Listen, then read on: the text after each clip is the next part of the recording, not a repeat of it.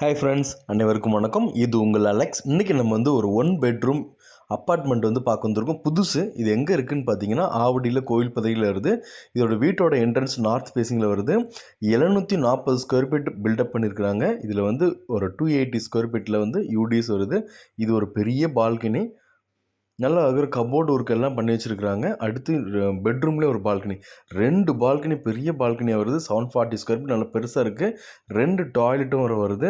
உங்களுக்கு இதில் lift, car parking இருக்குது. 30 ஃபீட் ரோட்டில் அந்த ப்ராப்பர்ட்டி அமைஞ்சிருக்கு. அடுத்து வாட்டர் கண்டிஷன் நல்லாயிருக்கும்.